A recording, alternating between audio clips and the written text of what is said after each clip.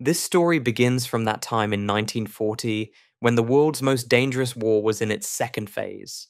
But no one knew that humanity was about to face its darkest test. In the heart of Nazi Germany, in the peaceful countryside of Lower Saxony, between the small towns of Bergen and Belsen, there was a place that was first a Wehrmacht military training area. Here in 1940, a simple camp was built for Belgian and French prisoners of war. But who knew that this innocent camp would become a living hell for humanity in the coming years? Wreszcie najstraszniejszy, najokropniejszy obóz, jaki przeżyłem, to jest Bergen-Belsen. Bergen-Belsen. This name still echoes in the world's ears like a scream. And this is the story of those guards who ran the system of cruelty here and then became victims of cruelty themselves. Belsen's women, as savage as any of the men. Kramer's chief assistant, whom history knows as Bergen-Belsen Nazi guards. The question is how those people who gave death reached their own bloody end, and why their executions are called both justice and revenge.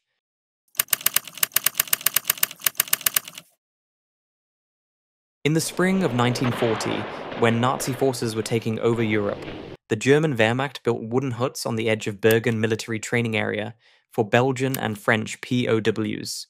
This camp was simple, just a temporary arrangement where captured soldiers were to be kept according to international law.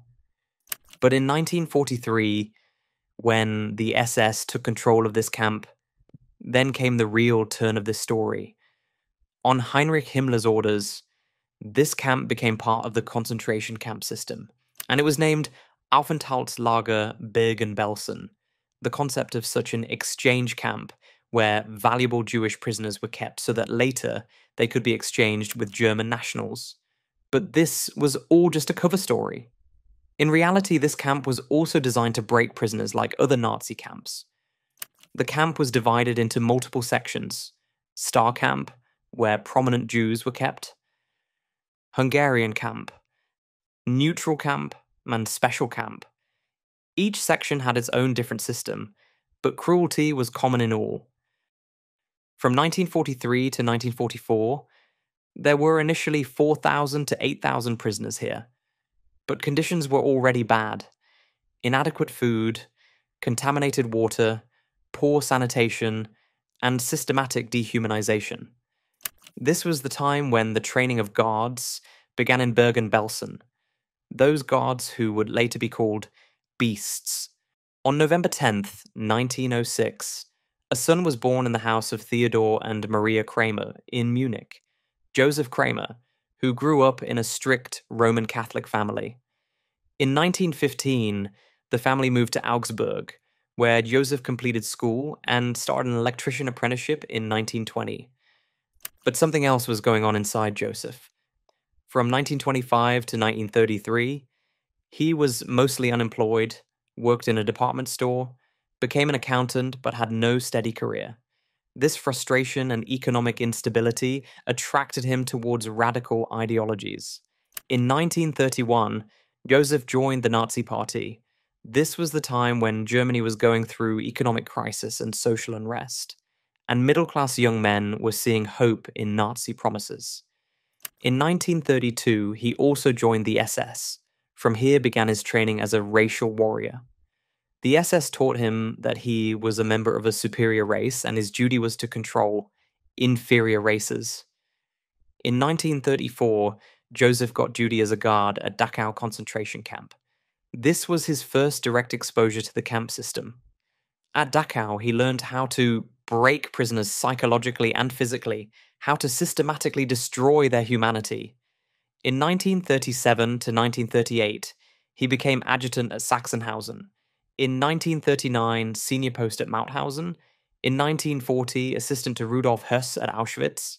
And in 1941, commandant of Natzweiler Struthof.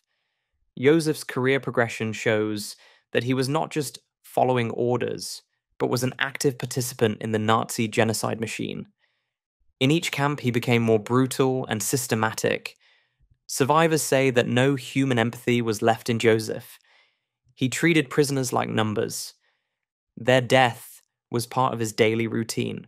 On October 7th, 1923, Irma Ilse Ida Grese was born in Riechen village in Mecklenburg region, a beautiful child whose blue eyes and blonde hair perfectly represented the Nazi Aryan ideal. Her father, Alfred Grese, was a conservative farmer who hated the Nazis, but Mother Bertha committed suicide in 1932 when Irma was only 9 years old.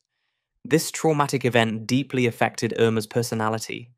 Alfred Grese had forbidden his daughters from joining Nazi organizations, but Irma secretly joined Bund Deutsche Mädel, BDM. This rebellion was the first step of her Nazi indoctrination. In school, Irma was initially shy and nonviolent. According to her sister Helene, she ran away from fights, but inside a rage was building. In 1938, at the age of 14, Irma left home and started working as a farmhand, then became a retail sales clerk. In 1939, she went to Hohenlychen SS Hospital to study nursing, where she trained under Dr. Karl Gebhardt. Here she saw medical experiments for the first time, observed human suffering closely. Gebhardt, who was also Hitler's personal doctor, taught Irma that medical science could also become a weapon. When Irma failed in nursing, Gebhardt suggested that she try at Ravensbrück concentration camp. In April 1941, at the age of 17 to 18, Irma reached Ravensbrück, but was told to come back after completing 18 years. In July 1942, she officially became SS Aufseherin. Here her real training began. At Ravensbrück, Irma was taught how to dehumanize prisoners, how to normalize violence. In the initial days, she used to apologize to prisoners, but in just 4 days, trainers cured her politeness and humanity. By the 3rd week, Irma had become a completely different person, cold, calculated, and sadistic. In March 1943, at the age of 20, she was transferred to Auschwitz-Birkenau, where she took charge of 30,000 female prisoners. Survivors say that Irma's transformation was shocking. From an innocent-looking girl, she had become the beautiful beast. In May 1944, Josef Kramer was made commandant of Auschwitz-Birkenau. And here he met Irma Grese. This meeting proved to be a dangerous combination for the Nazi camp system. Kramer was specifically sent to handle the mass extermination of Hungarian Jews. In 1944, in just 8 weeks, 400,000 plus Hungarian Jews were transported to Auschwitz, and Kramer organized their systematic execution. Irma Grese had become Oberaufseherin by that time, and was in command of 30,000 female prisoners.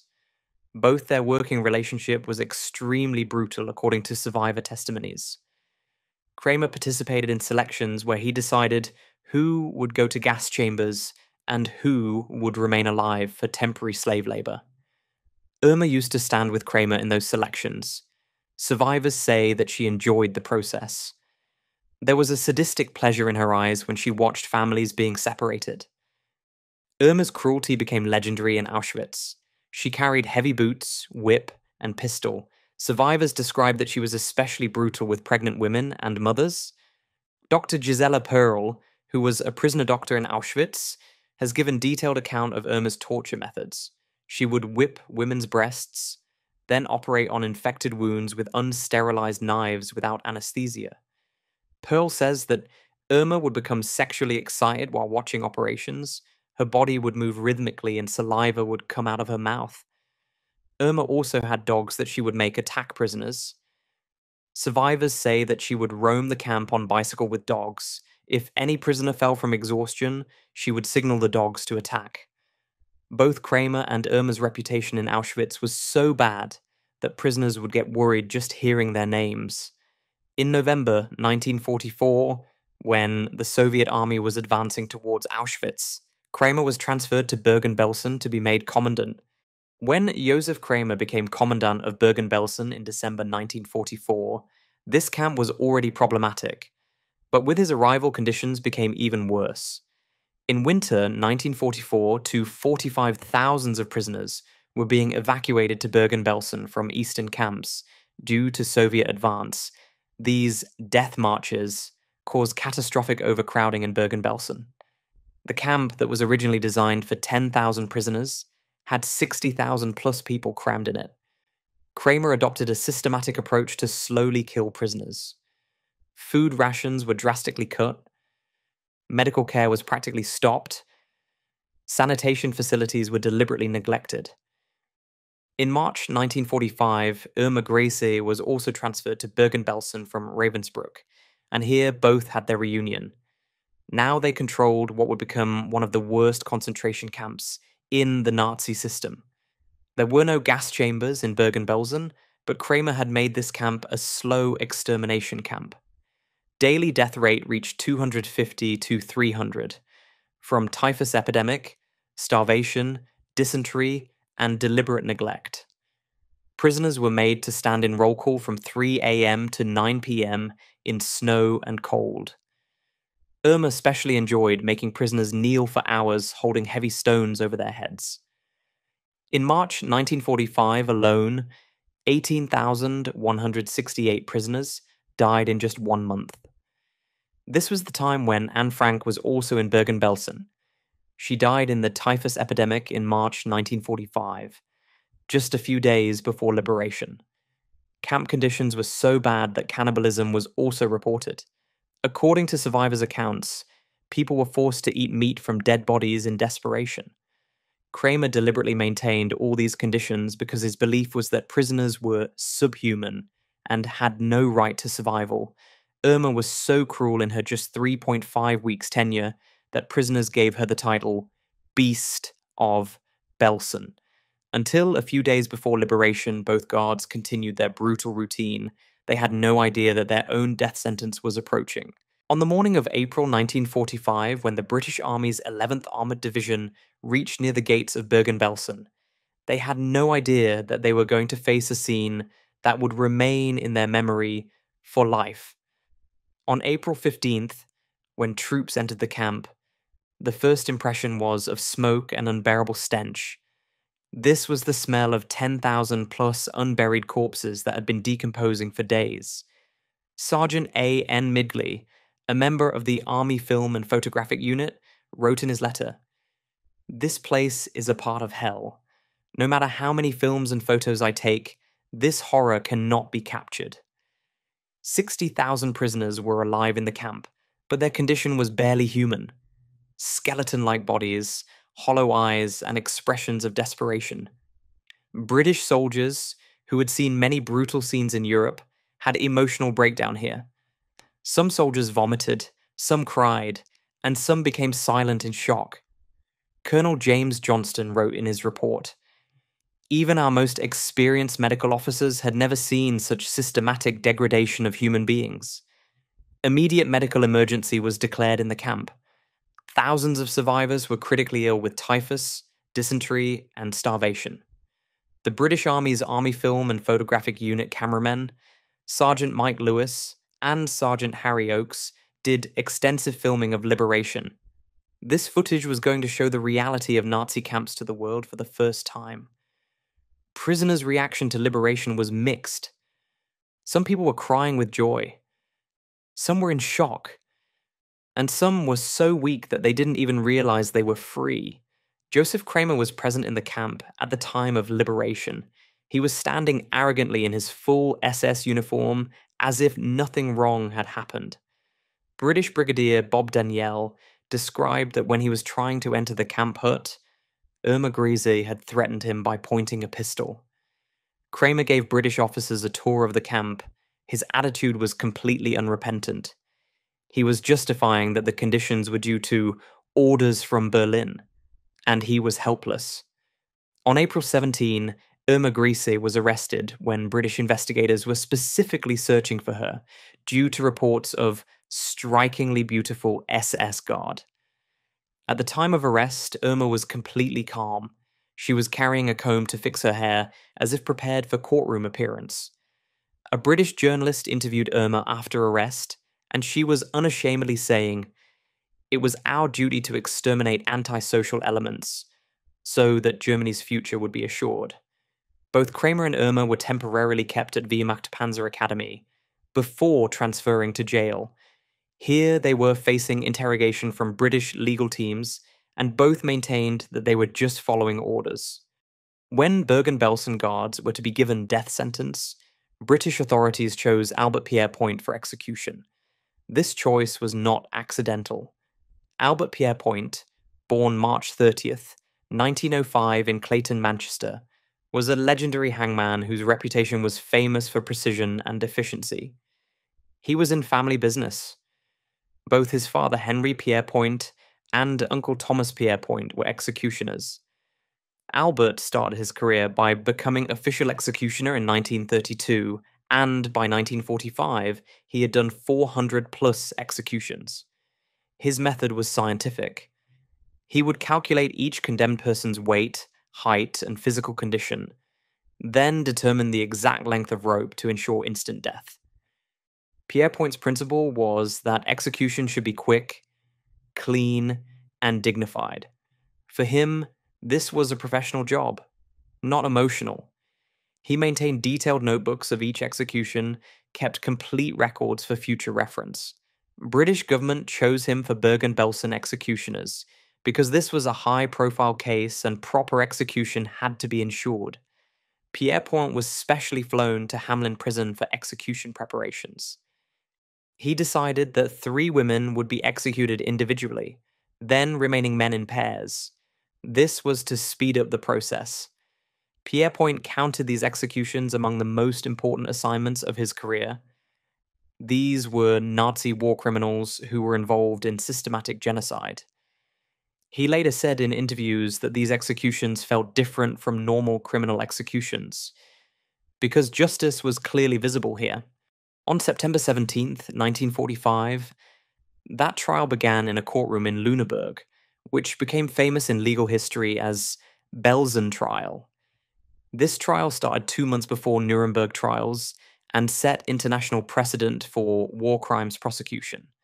This military tribunal was established under the presidency of Deputy Judge Advocate General Carl Ludwig Sterling, OBE, CBE, QC. Prosecution team was led by Colonel T.M. Backhouse and Major H.G. Merton Neal, while in defense 11 British soldiers and 1 Polish soldier were representing different defendants. Josef Kramer's defense lawyer was Major Thomas Winwood, who was initially uncomfortable handling this case. 45 defendants were given number plates in the courtroom to identify them. Kramer was number 1, and Irma Grese was number 9. Trial's media coverage was extensive. International press was covering daily proceedings. Prosecution presented 3 main charges. First, that every action in Bergen-Belsen and Auschwitz was a violation of Geneva Conventions. Second, that all deaths were intentional murders, whether they were from starvation, beating, or gassing.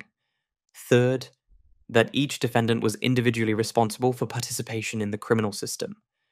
121 camp survivors gave testimony in court. These testimonies were emotionally devastating. People were crying in the courtroom. Survivors described in detail daily brutalities, systematic dehumanization, and mass killings.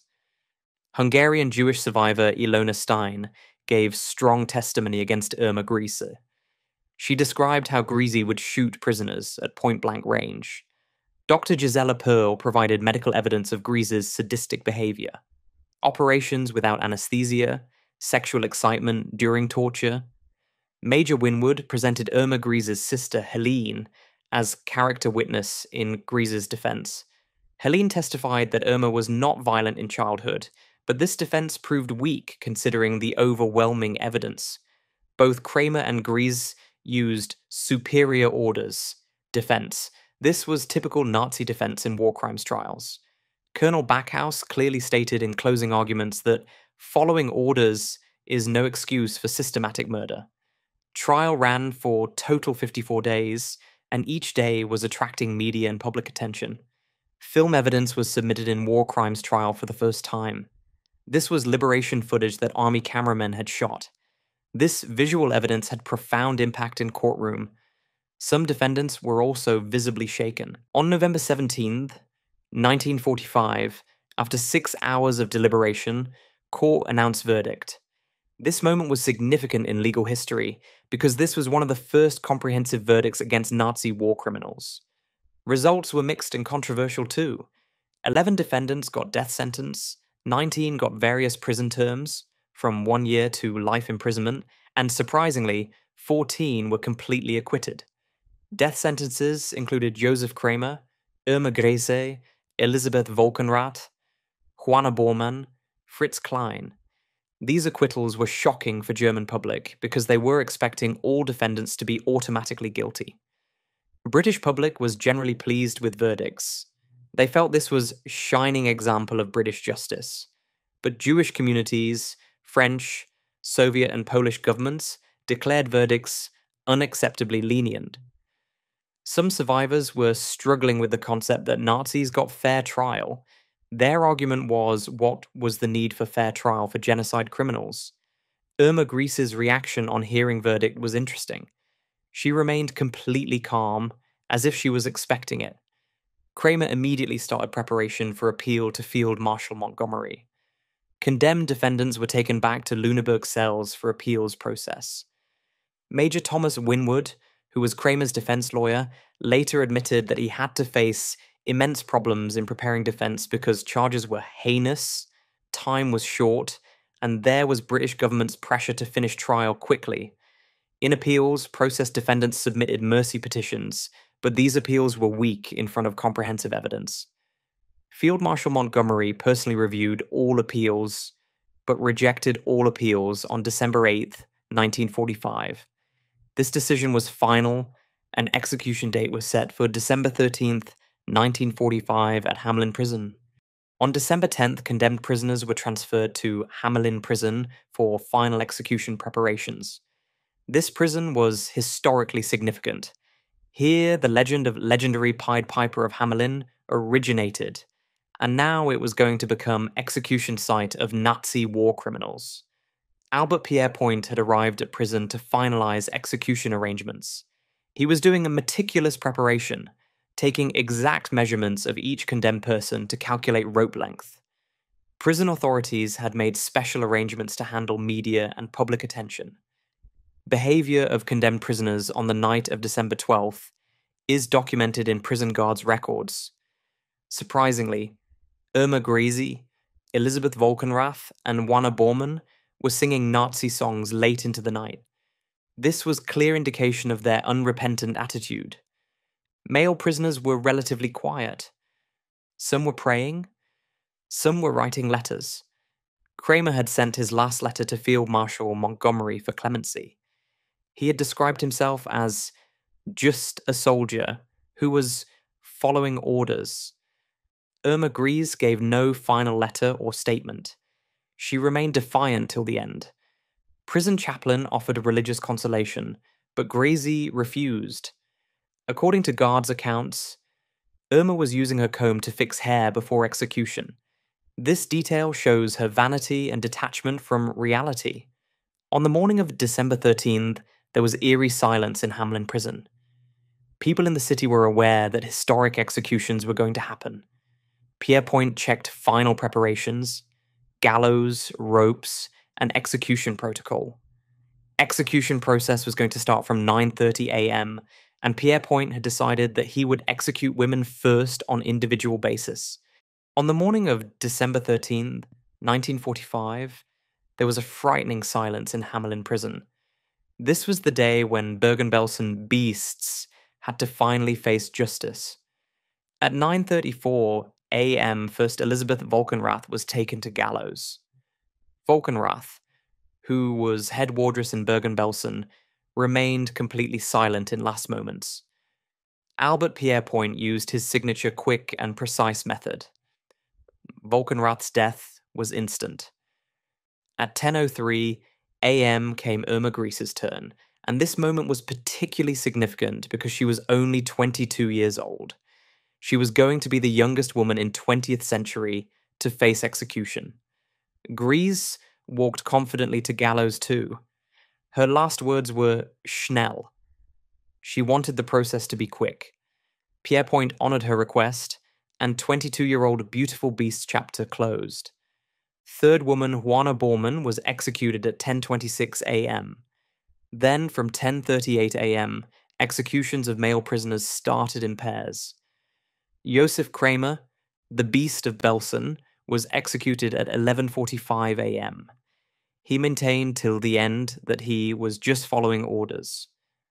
Dr. Fritz Klein, camp doctor, was executed at 12:15 p.m.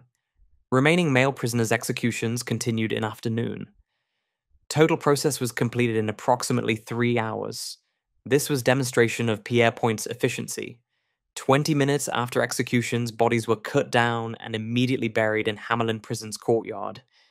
Pierrepoint made detailed entry in his notebook of this execution day.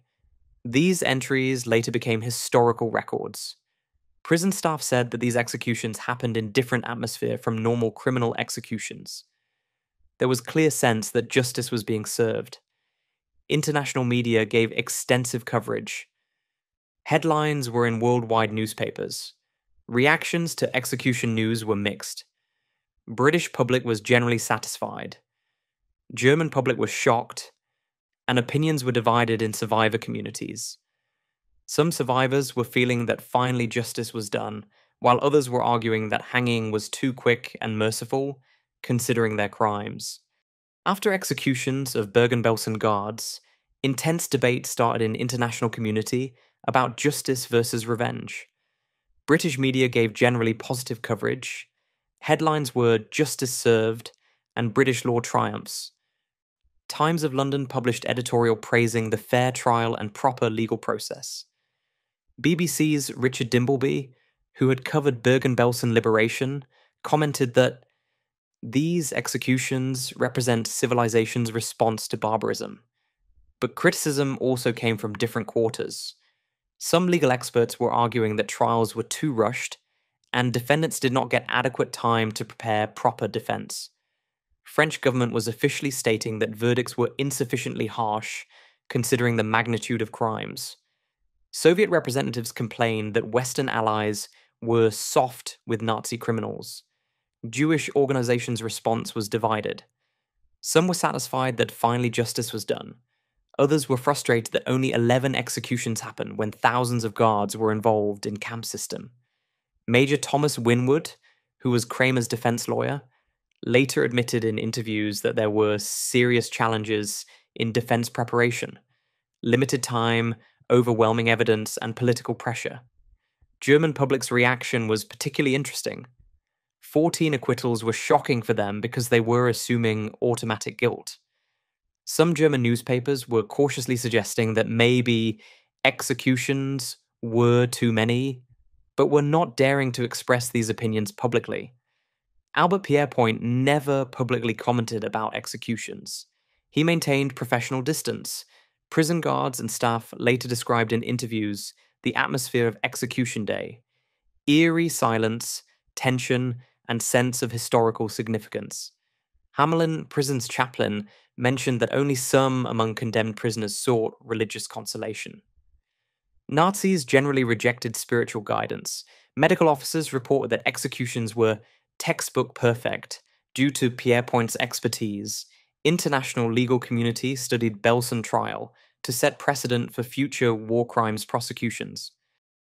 The story of Bergen-Belsen guards, their executions, and subsequent controversies has left a complex legacy that is still relevant today. This has become a case study about international law, war crimes prosecution, and post-conflict justice. Today, when we reflect on this whole story, several questions arise. Was this pure justice, or was there also an element of victor's revenge? Comparing with Nuremberg trials, Bergen-Belsen trial was more localized. Specific punishment for specific crimes. But its significance was wider because this was the first comprehensive trial in which systematic documentation, survivor testimonies, and film evidence were used. Survivors' perspective is complex. Those people who were directly affected by camps, their justice perception is different from legal experts. Dr. Gisela Perl, who was prisoner doctor in Auschwitz and witness to Grese's brutality, had said in later interviews, "Justice or revenge, our souls can decide this." Anita Lasker-Wallfish, another survivor, had reflected that conventional law cannot apply to anything so outside the law like genocide. If we analyze specific defendants, Josef Kramer's systematic brutality, planning, and unrepentant attitude clearly justified death penalty. Irma Grese's case is more complex. 22 years of age, traumatic childhood, Nazi indoctrination, but then her extreme sadism and voluntary participation. Albert Pierre Point later wrote in his autobiography that these executions were most justified in his career. Bergen-Belsen Memorial, which exists today in Lower Saxony, reminds visitors of what the consequences of systematic dehumanization can be. Every year, thousands of people come here to remember 70,000 plus victims. This site has also become educational center for future generations. Bergen-Belsen Guard's story is ultimate lesson that following orders defense is never acceptable for crimes against humanity. This case set clear precedent in international law about individual responsibility. Today, when we see contemporary conflicts, Syria, Myanmar, etc., then Bergen-Belsen's lessons are still applicable. Justice mechanisms have improved, international criminal court has been established, but basic question remains same: how to ensure that perpetrators are accountable and victims get justice. Bergen-Belsen Guard's executions had given a clear message. No matter how powerful regime, how systematic cruelty, eventually justice will catch up. This message is still relevant today for dictators, war criminals, and human rights violators. In the end, this story is a reminder that ordinary people are capable of extraordinary evil, given right circumstances, indoctrination, and system. But this is also a reminder that values of justice, accountability, and human dignity eventually triumph, no matter how much time it takes. The crimes that Bergen-Belsen Guards had committed were against humanity, and their executions had sent clear message that such crimes will not be tolerated. This story still serves today as warning that when humanity forgets its moral boundaries, the consequences can be catastrophic. And it also reminds that justice, though sometimes delayed, eventually prevails. If you found today's story of justice and accountability fascinating, you'll definitely want to watch our deep dive into Ip Man's incredible journey. Click the video on your screen now to discover how a humble martial arts teacher became a legend who trained Bruce Lee and changed the world of combat forever. Don't forget to subscribe and hit the notification bell so you never miss these incredible true stories that shaped our world. See you in the next video.